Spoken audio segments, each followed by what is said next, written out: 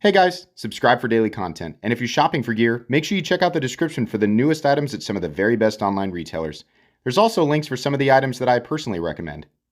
Thanks! What's going on YouTube? Metal Complex here, and today I've got actually a pretty kind of a scary knife unboxing. Why do I say scary? This is a knife that I have been trying to acquire for a very long time, and it'll make sense here when I get into the package, but I am very nervous that I'm going to be disappointed. So we're going to do this together. Thanks so much to my patrons for supporting me. And please make sure to follow me on Instagram at metal_complex. I'm using the titanium card because I can't find the leather one. I don't know where it is. So you might see that one for a while. So I have been notified multiple times through various retail sites, hey, this knife that you want is back in stock, only to go there immediately and find out that it's out of stock. I don't know why. Well, I'll tell you what, it's a Spyderco. But I don't know why Spyderco seems to be making one or two of these and sending them out to, like, they don't do these things in batches. So this is a special Spyderco. I got this brand new, basically, I missed it multiple times. And I talked about this on the live stream, and a really cool guy emailed me and said, hey, I found a retail site where one is just sitting in stock. And he linked it, and he was like, yeah, you're welcome. And I couldn't believe it. So thank you to that person. I really appreciate that.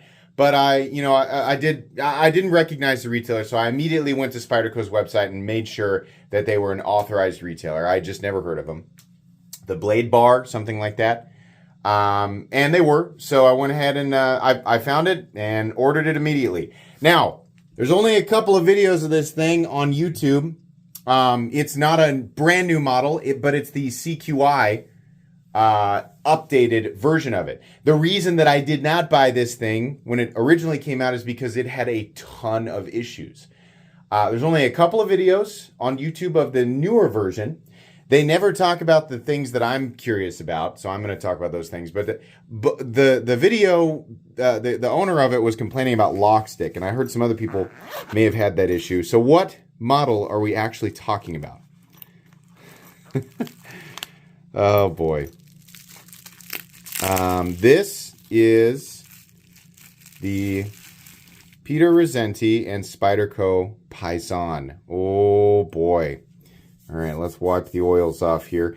This is an integral. This is a Spyderco titanium integral. And let me tell you, the price on this thing has gotten completely out of control, right? That's the first thing people are going to point out. Oh my gosh, it's unbelievably expensive. I know. I went ahead and overpaid for it, just knowing, like, I don't really agree with the price tag, right?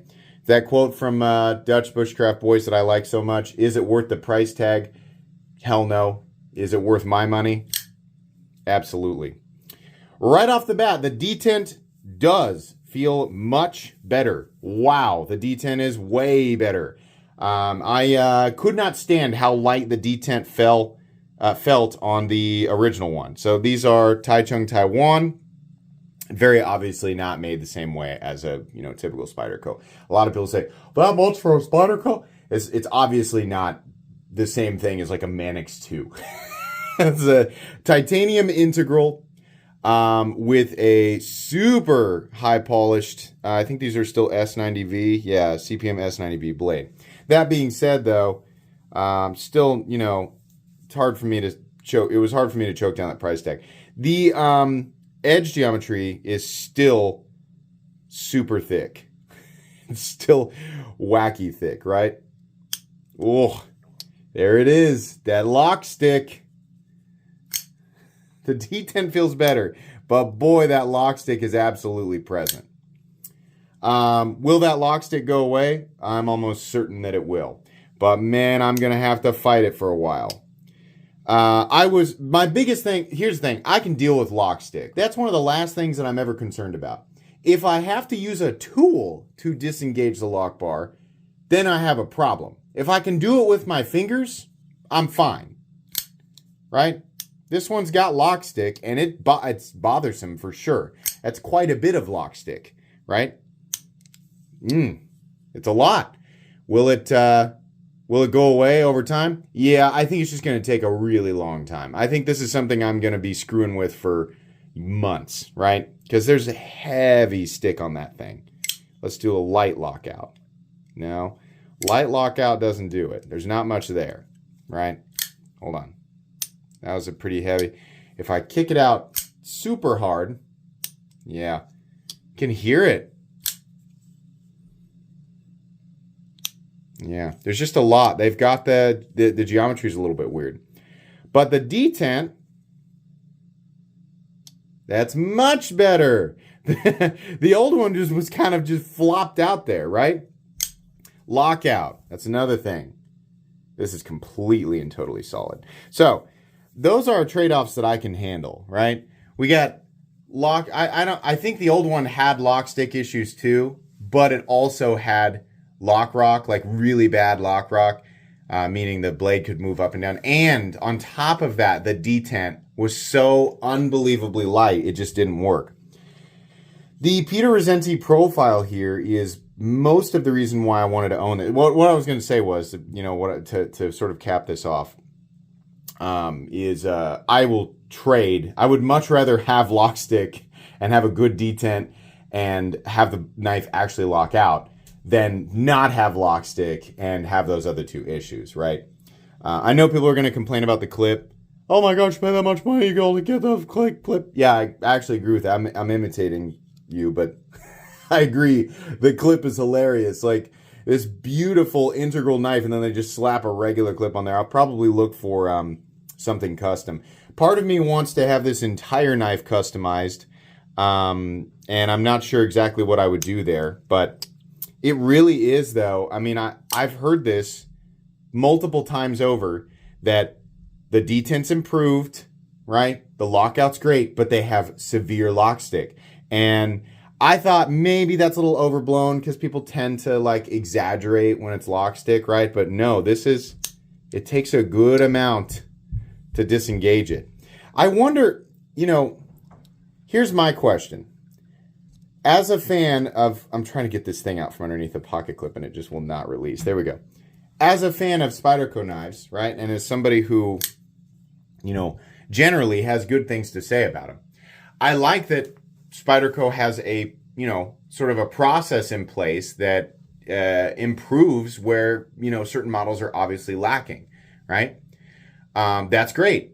How did they get to the point with this thing where they're like, yeah, you know, people are kind of upset about the original, so we gotta change some stuff, right?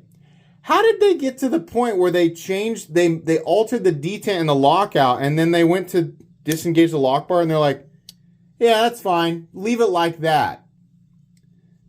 Spyderco doesn't, it's not like the Spyderco reps, it's not like their marketing rep or some of their head guys are watching my videos, but Spyderco, how did you let the lock stick thing slide? I mean, literally everything that I look up online, because I've been hunting this model for a long time, right? Everything that I have read about the very few people who have actually gotten their hands on this thing, every single one of them has said, everything's great, but it's got crazy lock stick. I'm sure it'll go away, right? I'm sure I only have to open it about 7,000 times, but, you know, geez, Mia. I don't really care too much about the blade geometry thing either. It slices. The knife is plenty sharp, right? Don't let anybody tell you, you know, well, Spyderco Paysan comes dull. No, it only comes dull if this, to you, is a reasonable cut test.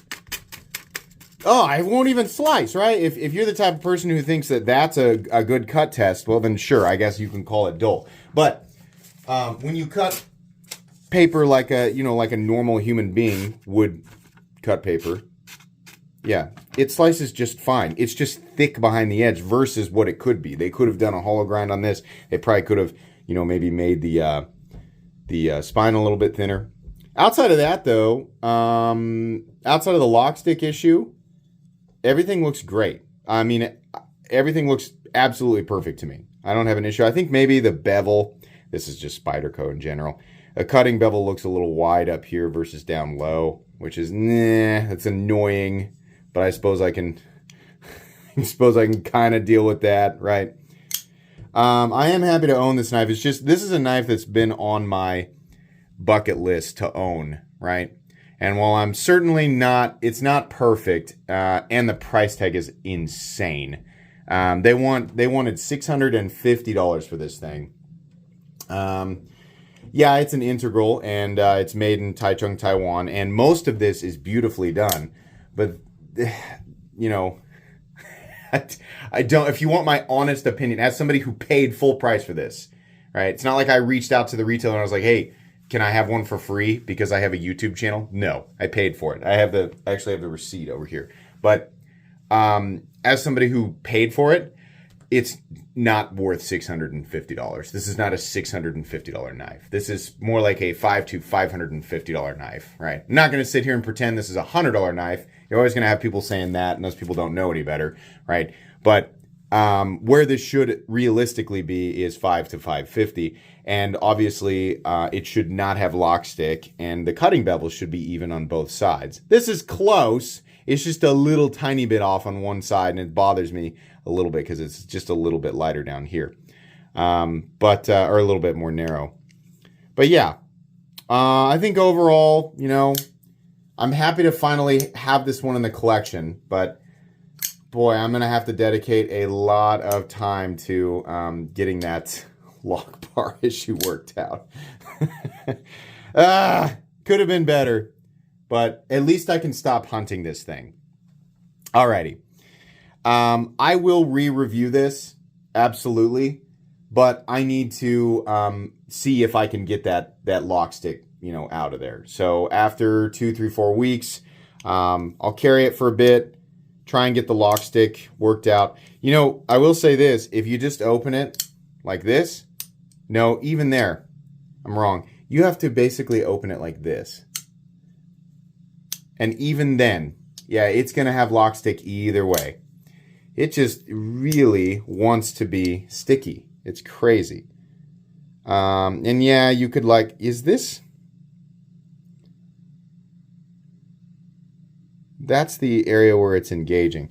It's just, in what they did to solve the issue without changing a bunch of, you know, probably without changing a bunch of the input, you know, all the information that they pump into the machines.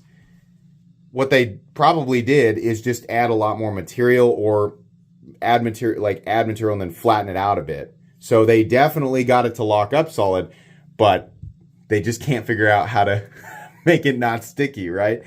I don't know. Anyways, that's going to be pretty much it today, guys. I just wanted to share this with you.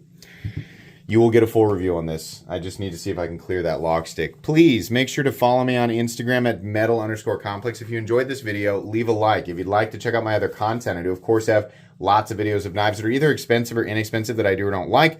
So check those out. And if you enjoy all my content, go ahead and click on that Metal Complex logo right there and subscribe, because there's definitely more coming. Thanks again for watching, everybody, and have a great day.